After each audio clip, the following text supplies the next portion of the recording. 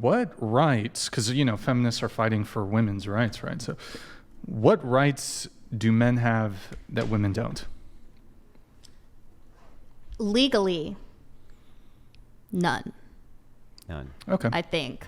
So then what the hell you need feminism for? Check. Like I said, it's about the ideas, not the laws. It's about the fact that if I decided to work while also caring for my children, I would be called a bad mother prioritizing my happiness over my child's. But if a man chooses to be more nurturing towards his child, he's not considered a bad father for not going out and making more money instead. It's like men are allowed to love and take care of their children and be good fathers while also working, but women can only be one or the other. No, that's completely untrue. It's a totally untrue bifurcation. I don't know where you came up with this idea. Bad mothers are bad mothers, bad fathers are bad fathers.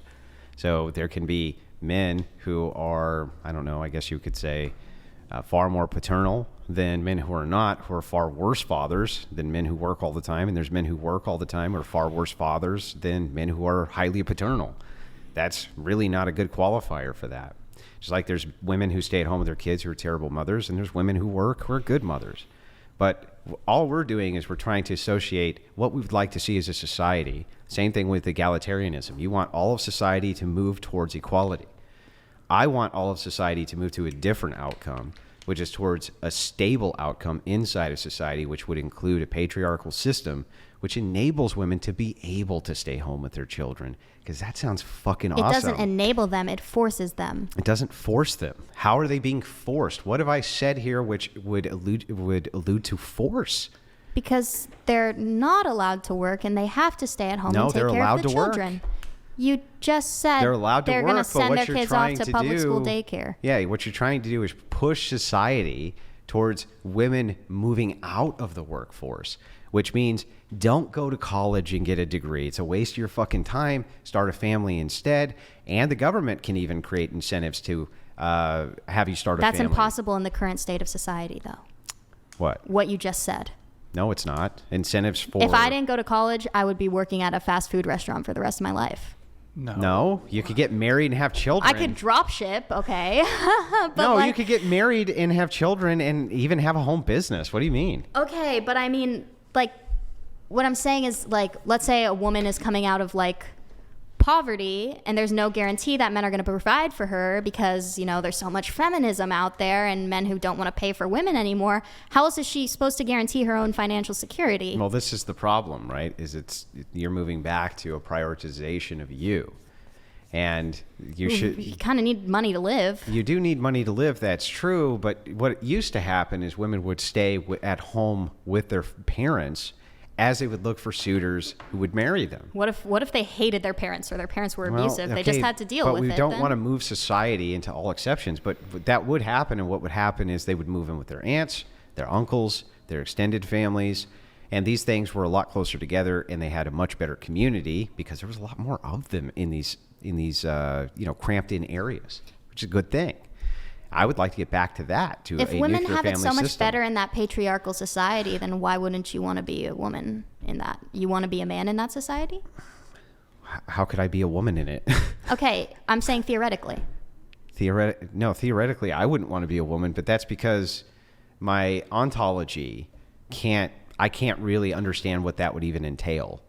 So I could never actually understand like sex and attraction to men and things like that. Like I can't fathom those things, but I'm not supposed to be able to. That's outside of my purview. I can understand to a degree, you know what I mean? Like I can rationalize it and I can logically walk through it, but I don't really understand. But I'm saying in the context of, you're saying women have it so much better and safer in this patriarchal society. Mm-hmm. Wouldn't you want to be a woman in that society? Like if I had to be born, logically, I'd say, it would be way better to be a woman. You would want to be born a woman. It would be way better to be a woman. You would not be talking to me on this podcast right now. It would be way better to be a woman inside of a patriarchal society like what we had even just 100 years ago, leading into just 80 years ago. So you just want to stay at home every day and cook? That's what you want? What a rough life. Fucking bastard patriarchist men making us stay at home with our kids, cook, and have an enjoyable life. Those Do you sons think of bitches. unemployed people are happy? I mean, Yeah. Do you think that all those people got to stay home during the lockdowns for like, I really wish I could go to work today instead of sitting on my ass at home and getting a huge paycheck? Fuck no. They loved that shit. People people stayed home with their kids, especially the ones that stayed home with their kids. They stayed with homeschooling. Homeschooling shot up through the roof because they realized how much superior that system was when they were allowed to do it than the system that they were indoctrinated into. Do people not get gratification from their work? Of course they do. Isn't it a part of who they are? What identity would they have besides, I'm woman, I cook clean, I'm same as all other women, versus you can say, I want to be an astronaut, I want to be a political debater, I want to be a podcast This host. assumes anything could ever possibly be more important than being a mother. Could you think of anything more important than that job? I mean, the president of the United States, probably. The president of the United States is there to protect what? The nation. I don't know. I'm saying mothers, right? And fathers. So I can't think of a more important job for a woman, an individual woman, than being a mother. What about being a father for an individual man? Why isn't that his most important job? It is an important job. No, obviously him going out and making money is more important than him being a father. Because he's enabling the mother, who has the most important job ever, which is being the mother, only she can be that, to stay home with the kids. A great privilege for her to be able to do that, stay home with her own kids. You don't get to decide whether or not that was a great privilege for her. I'm not deciding whether or not it was a great privilege for this particular woman specifically. I'm just saying that the fact that that can even be done in modernity, I don't see how you could see it as anything other than a privilege for a woman to be able to do that. So if we could live in a communist society where no one had to work and we could all live under like a government or a billionaire as the patriarchy, wouldn't you want that? Aren't you saying you're against like productivity in society? Communism is the move towards a stateless society. Communism has the same impossibility. By the way, communists were the original feminists, just so you know. But I am aware, actually. Of that. Yeah, but just so you know, communism suffers from the same hole in its logic as feminism, which is enforcement. Communism is the move towards a stateless society. Who's going to enforce it? Yeah, I know, but I wasn't making an argument. So I couldn't. I was not making an argument. But your argument's not logically possible, so I can't even respond to the hypothetical. It's not even logically possible. What did I ask you again? You asked me if you could live in a communist utopia where nobody had to work and everybody was just paid equally.